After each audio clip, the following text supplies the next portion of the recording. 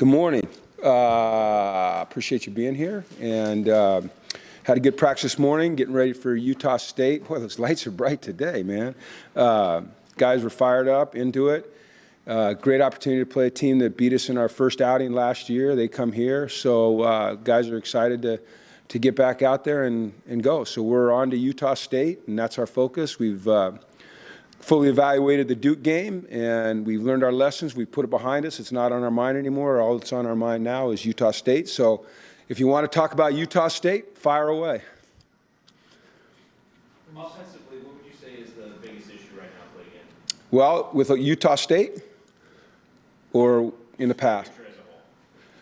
Well, there's a lot of issues. Number one, we're not executing at the level that we need to execute at. Our two top running backs didn't play. Our starting quarterback got hurt. Our starting tight end got hurt.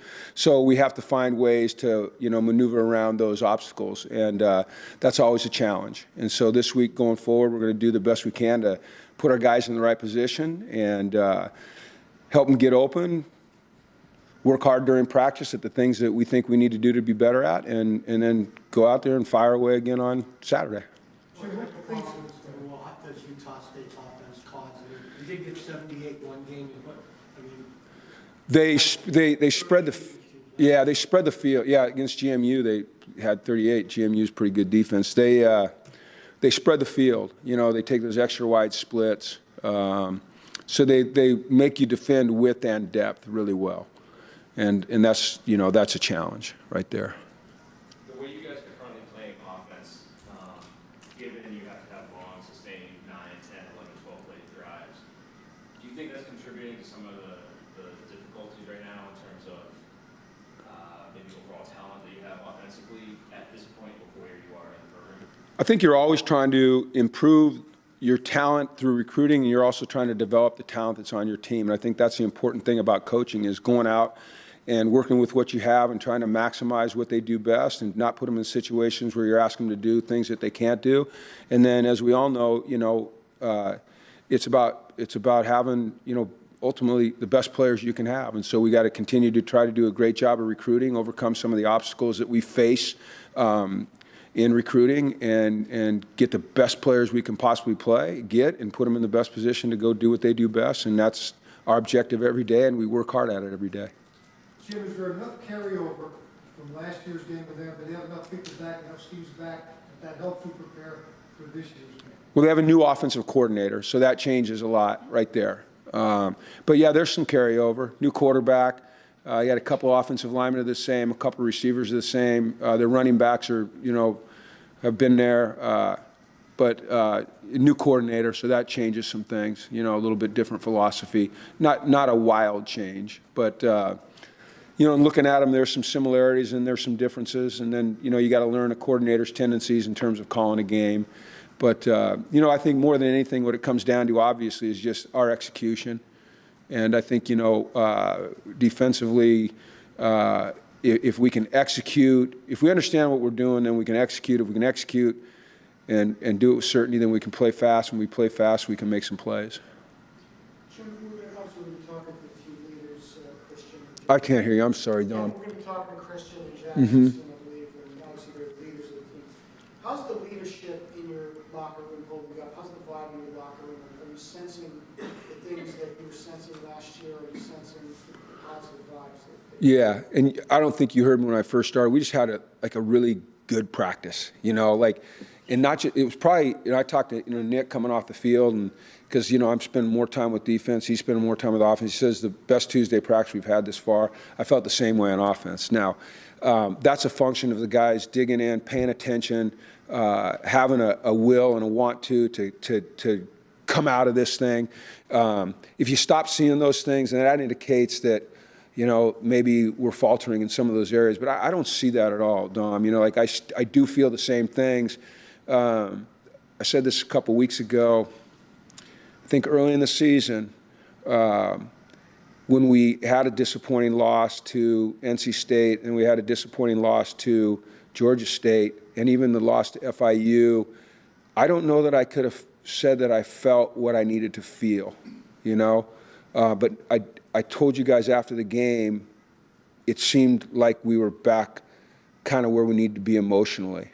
And I'm going to stick with that based on today's practice. And I was really kind of anxious to go out there and see what the energy was going to be like, what the attitude was going to be like, you know, how they were going to work, and I was impressed. And so you're getting to talk to the, you know, two, in my opinion, tremendous leaders, very soft-spoken, understated. When they do talk, their words have meaning because their actions always match the standard that we're trying to reach. So you guys are lucky to talk to those guys. I think they could probably answer that better than me because they're with their teammates here, you know, in class, on campus. They probably have a better feel for it. But from my position, yeah, they're working. Like, they're working. They're working. I mean, you know, okay, I'll go back to Duke for a second, all right? It's a really good football team.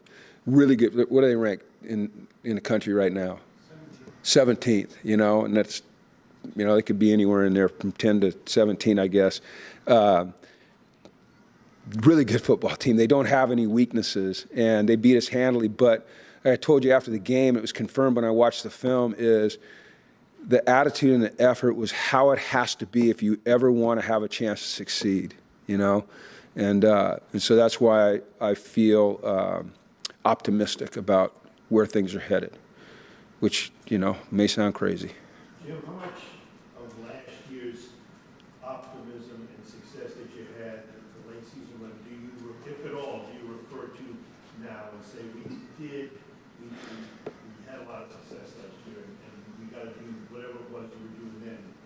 Yeah, I think it's not something I want to focus on because every year is a new year, a different challenge and a different team, but it is something that you naturally refer to at times. You know, I think we always draw on our past when we're trying to decide how we want to act in the present and the future. You know, what worked, what didn't work, what lessons did I learn, what lessons did we learn, what was different here. So you certainly reflect back, but it's not an everyday, you know, it's not the number one thing. We did it last year, we did it last year. You know, it's how are we going to do it right now. But you certainly, you have to go back and reflect on the things that you learned that worked and that didn't work. How do you get more separation for your receivers so that maybe they have to loosen up the box and give the running game a chance? They work hand in hand. You got to run the football to bring people up, and then when you get one-on-one opportunities, you know, if you watch a lot of football, which I know you guys do and I do, guys aren't like wide open all the time. Guys have to make contested catches, you know. Quarterbacks have to throw a guy open, and then when he does, the guy's he's got to catch it, right? He's got to make the play. So, you know, I know we work very hard as a staff as trying to create concepts that match the talents of our players, put them in position to do things, try to shake them open with crossing routes or with picks or, you know, double moves or whatever. But at the end of the day, it comes down to, you know, you have to. It's football. You got to beat the man in front of you. You know, it's no different than a guys used the podium last week about, you know, execution and being in the right gap. It's just no different. If I'm in a nose tackle and I'm supposed to be in this gap and this guy's trying to not let me in that gap, I got to find a way to get in that gap. You know, and that's my technique and that's the things I work on during the week. It's like that at every position. It's like that at receiver. There's a moment of truth. Here comes the ball. Here comes the ball, and I'm the receiver, and there's a defender. And here comes the ball. At the moment of truth, who's going to win, right? And we got to find a way to win.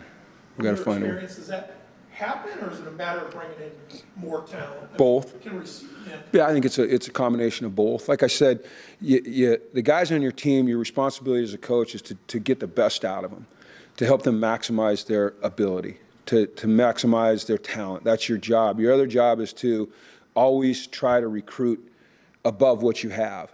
I mean, every coach will tell you that. It sounds kind of harsh, I think, but it is the truth. So you have to do both.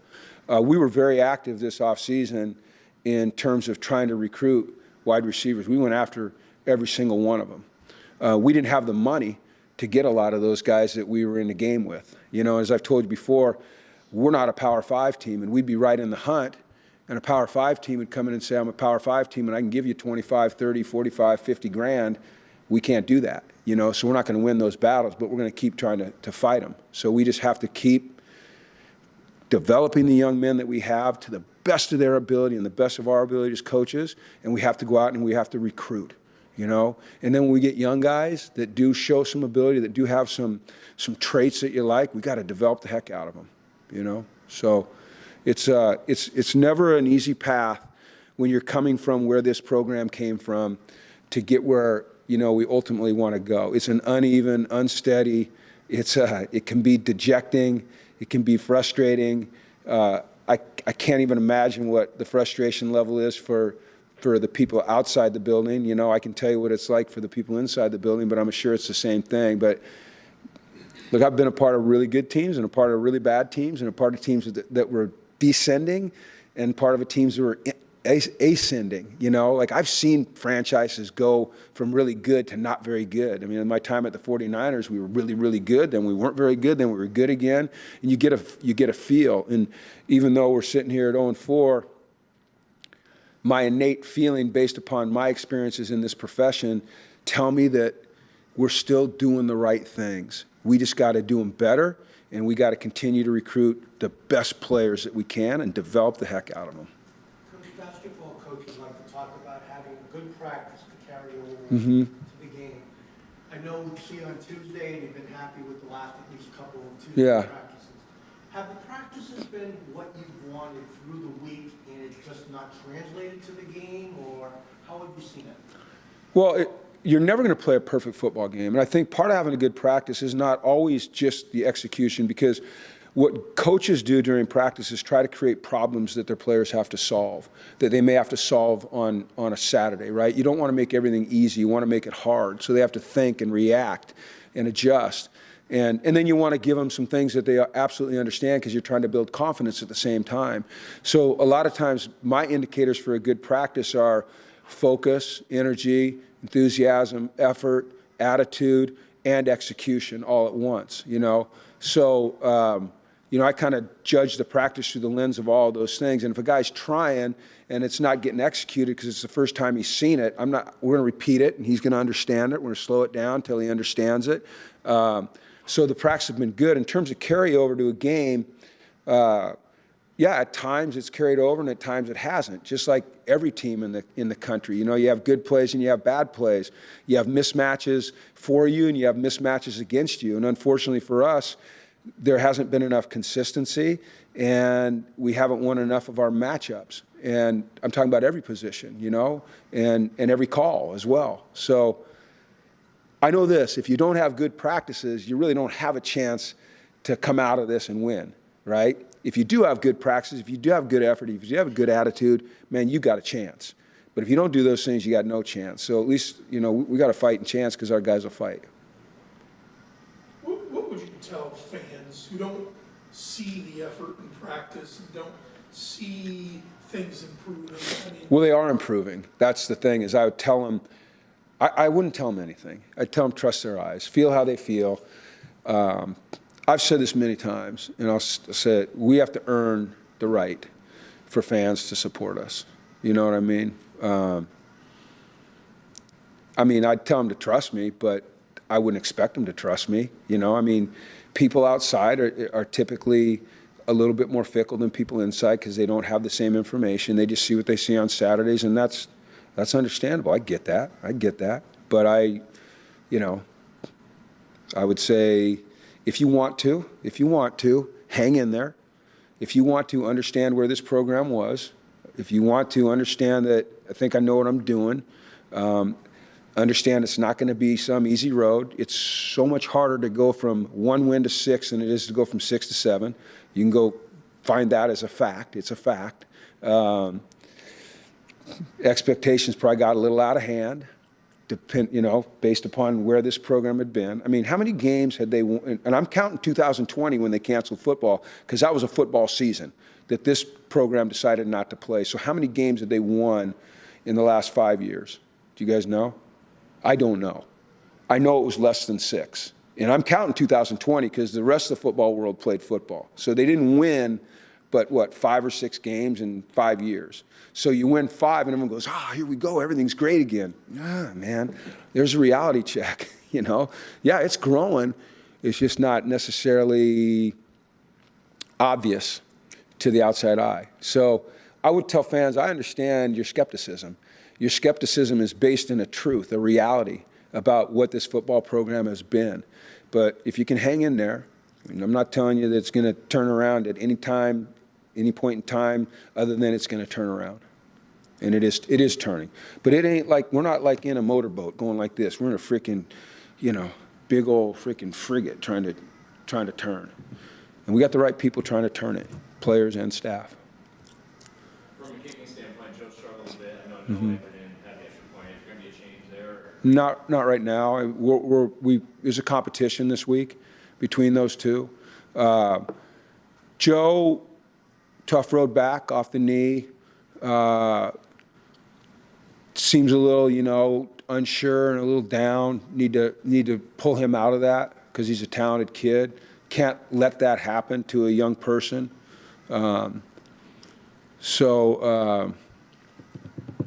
Just gonna continue to encourage him to work back to his form and have confidence in himself again.